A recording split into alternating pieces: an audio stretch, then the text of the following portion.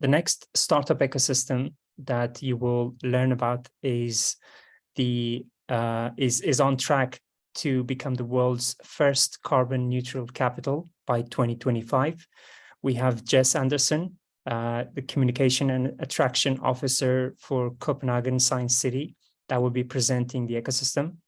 While he joins, I will share some insight about our rankings. It's the top ranking ecosystem in Denmark, 13th top in Europe, and it is also the top 35th in fintech globally, and also in top 40 in hardware and IoT and edtech.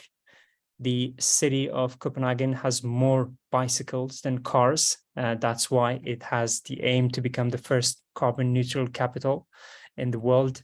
And it also has one of the highest GDPs per capita. The city is the European hub for life sciences and biotech companies, particularly in Silicon Valley, which has been linked to the US's Silicon Valley in terms of innovation and biotechnology.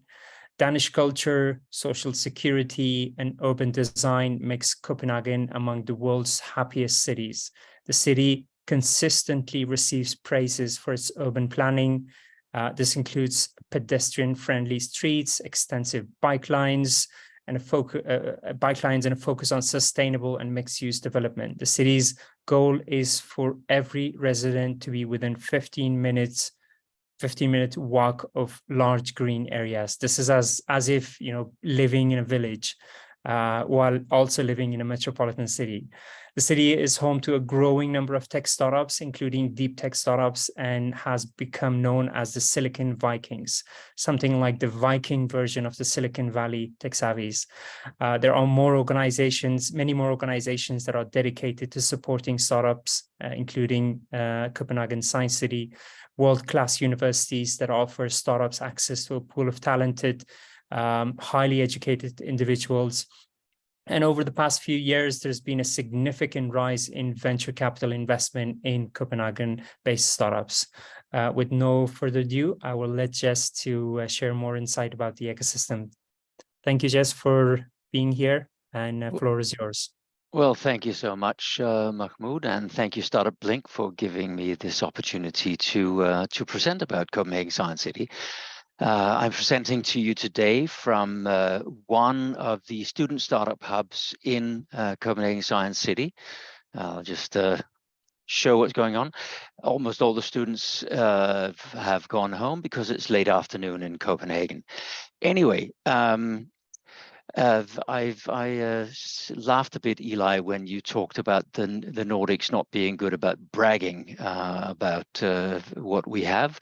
I assure you, I'll do my very best to brag now that it's my turn. First of all, we like to think of Copenhagen Science City as possibly the best place in Europe to launch or scale your innovation-based company. So how's that for bragging? Now, we've been hearing a lot about entire cities. Copenhagen Science City is actually just a tiny little part of the greater metropolitan area that is Copenhagen. But for those of you that are not familiar with Denmark and with Copenhagen, I'll just start with sharing a map. Now, Denmark is the funny little isthmus growing out of northern Germany up here, up towards Norway, where you see Oslo, and Sweden, where you see Stockholm. The entirety of Denmark has a population of some 6 million, and Copenhagen is the capital with around 1 million inhabitants.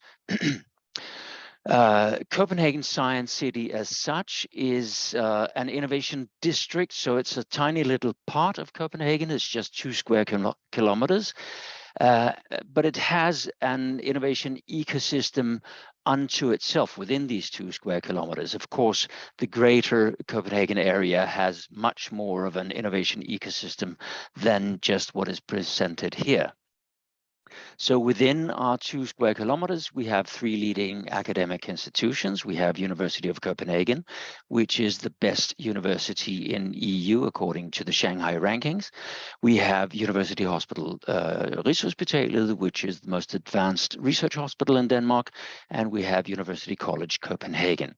We've also got about 500 startups, most of them within various deep tech sectors, and a lot of those are here to collaborate with the 40,000 researchers and students in the area. And of course, they also hire the students once these graduate. The the innovation district as such is constantly being created and recreated in a partnership between the academic institutions I just mentioned and local, regional, and national government. And in our board of directors, we also have the 2 leading startup communities to tell us about the needs of these small and medium-sized enterprises. And as the corporate voice of what big companies need, we have the pharmaceutical company Novo Nordisk, which incidentally recently shot up to become the most valuable in Europe. We do 3 types of things. We attract talent, companies, and investors. We build ecosystems, so incubators, startup communities, and so on. If these are things that do not already exist, we persuade our partners to build them. If they exist somewhere else, we try to persuade the builders to move it into our startup community. And finally, we work on urban improvement, so with the city of Copenhagen to enhance livability, and with private and public investors to make sure that there's enough square footage for innovation purposes. When we do sell our innovation district, of course, the scientific strongholds is the most important thing, because, well, what we want here are companies that that can benefit from working together with our academic institutions. We have 7 fields where we are provably world class, and I would like to draw your attention to just 2 of them. One is metabolism and diabetes, where a lot of the research being done in our area is arguably the reason why the Novo Nordisk Corporation is now the most valuable in Europe. The other one is quantum technology, where the North Atlantic Treaty Organization, NATO, recently decided to place a center for testing and commercializing quantum technology. So these scientific strongholds are very good for attracting investors and keeping them here. They're also good for attracting talents and companies. But if we want to keep those here, we need to look at societal qualities. And we're very, very fortunate to live in the least corrupt country in the world. We recently got singled out as the most innovative country in Europe. It's also the most competitive country in the world. And we're very, very proud to be either the most or the second most livable city in the world, depending on who you ask. We're the second most livable city, according to Economist magazine. And finally, a little bit about how we promote ourselves. We actually do most of our promotion through the investment promotion offices of Denmark and of the region. So it's the foreign offices Invest in Denmark and the region's Copenhagen capacity offices that do our promotion for us. We also work with ambassadors, so City Hall and government offices